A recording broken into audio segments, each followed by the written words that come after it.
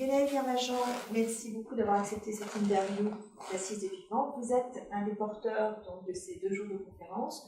Pouvez-vous nous dire pourquoi vous êtes associé aux Assises des Vivants? Volontiers. En fait, l'Institut Inspire est une association de 1901 qui est active sur la totalité du territoire français et qui fondamentalement se donne pour objectif de réfléchir aux meilleurs moyens de réconcilier l'économie avec la biosphère, de resynchroniser un petit peu les flux de l'économie avec les flux de la biosphère.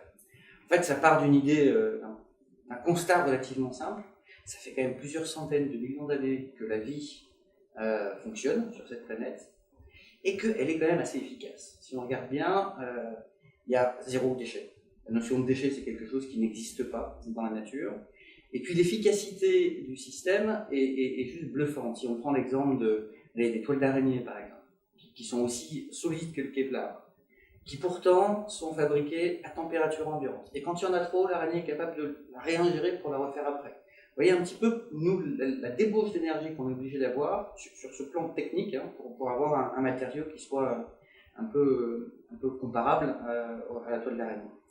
Ce qui vaut pour ce biomimétisme, on va dire technologique, vaut aussi pour tout ce qui est lié à l'organisation des différents acteurs entre eux. Et donc on se dit tout simplement qu'on a beaucoup à apprendre de la façon dont nos écosystèmes fonctionnent pour essayer d'imaginer, de développer des modèles économiques qui soient différents et qui soient plus efficaces. Et donc on travaille beaucoup au sein de l'Institut Inspire sur différentes notions qui sont dans ce champ d'application, qui sont l'économie circulaire, l'économie de la fonctionnalité, l'écologie industrielle, qui sont aussi le biomimétisme de manière générale, et puis là aussi de manière générale les liens entre biodiversité et monde économique et entreprise. Et donc pour répondre à la question, pourquoi est-ce qu'on est porteur de cet événement, c'est vraiment au cœur de notre ambition, de nos réflexions et de notre projet d'arriver à réconcilier l'économie avec le vivant. Et c'est assez riche. Au plus on avance, au plus on se rend compte qu'on a beaucoup de travail et beaucoup de choses à découvrir. Je voudrais juste donner un exemple autour de l'économie de fonctionnalité, puisque l'Institut Inspire travaille, c'est une grosse partie de l'actualité de l'Institut aujourd'hui. L'économie de fonctionnalité, c'est ce principe tout simple qui consiste à ne plus vendre un produit, mais à commercialiser plutôt l'usage qui est rendu possible par ce produit. Alors pourquoi c'est intéressant? On ne voit pas bien. En fait, c'est très intéressant parce que si on arrive à faire ça, on peut donner l'exemple de Xerox et de ses copieurs, par exemple, qui ne vendent plus de copieurs mais qui facturent à la copie. Mais Xerox, il n'a absolument plus aucun intérêt à faire d'obsolescence programmée, bien au contraire. Il a intérêt à faire en sorte que le copieur dure le plus longtemps possible, qu'il soit recyclable, mais avant même qu'il soit recyclable, que les différents composants soient réutilisables. Parce que pour nous, c'est un vrai avantage économique pour Xerox. Et là, on voit bien qu'on arrive à découpler la création de valeur de la pression sur la ressource et les déchets. Et ça, c'est quelque chose de très important, parce que il ne s'agit plus de parler de croissance ou pas croissance, décroissance, c'est ce qu'on y va. Non, il suffit, il faut et il suffit qu'on arrive à faire ce découplage entre la création de valeur et la préservation des ressources. Bon. Donc Inspire a beaucoup travaillé là-dessus, notamment en créant une méthode assortie d'un outil qui s'appelle Novus, Nouvelles opportunités valorisant les usages et les services, qui a pour simple ambition d'accompagner les entreprises qui veulent réfléchir à une transition vers un modèle en économie de fonctionnalité. Et c'est quoi? Ce sont des conseils, c'est des conseils de stratégie? C'est ça, c'est des conseils de stratégie, c'est des questionnements, beaucoup de questionnements. Et c'est très riche parce que quand on commence à réfléchir en termes de fonctionnalité, on identifie des éléments dont on n'avait pas forcément conscience parce que ce n'était pas dans notre périmètre de responsabilité juridique. Là, en économie de fonctionnalité, ça le devient.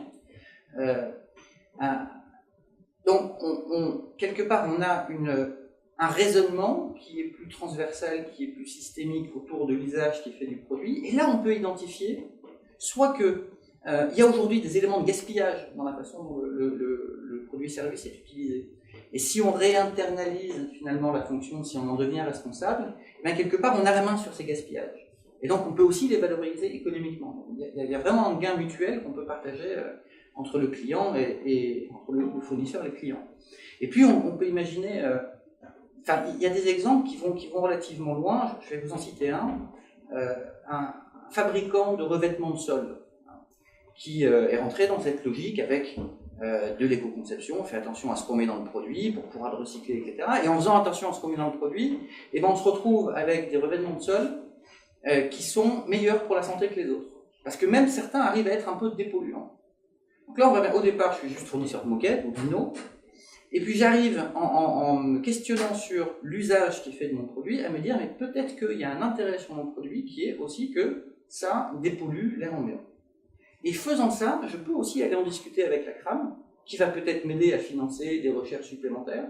Et donc vous voyez que ce qui était au départ, c'est un gros mot, mais qui est très important, une externalité, c'est-à-dire quelque chose qui était dû à mon produit, à mon service, mais qui ne rentrait pas dans mes comptes, qui ne rentrait même pas d'ailleurs dans le compte de mes clients, et ben, j'arrive à le prendre en compte. Donc là, j'arrive à décloisonner les sujets, j'arrive à avoir une vision un peu globale et transversale de la fonction que je vais commercialiser. Et là, l'élément de questionnement que je vais essayer d'apporter aujourd'hui, c'est de se dire que même pour finalement le lien avec le vivant et les impacts sur la biodiversité, aujourd'hui c'est vrai qu'on a beaucoup de mal à faire le lien entre une entreprise et ses impacts sur la biodiversité, parce qu'une entreprise elle vend une chose, et après ce qui se passe sur la biodiversité, bah, c'est plus son problème, c'est ses clients, et c'est très diffus. Peut-être qu'avec le modèle d'économie de fonctionnalité, on arrivera à faire remonter un petit peu, à faire mieux prendre en compte par le producteur plutôt que par l'ensemble des clients ces impacts sur la biodiversité, qu'ils soient positifs ou négatifs. Donc j'espère qu'avec ça on va reboucler le flux, on part du vivant, on fait le détour par l'économie de fonctionnalité et on revient au vivant. Parfait, c'est très bien. Je vous remercie.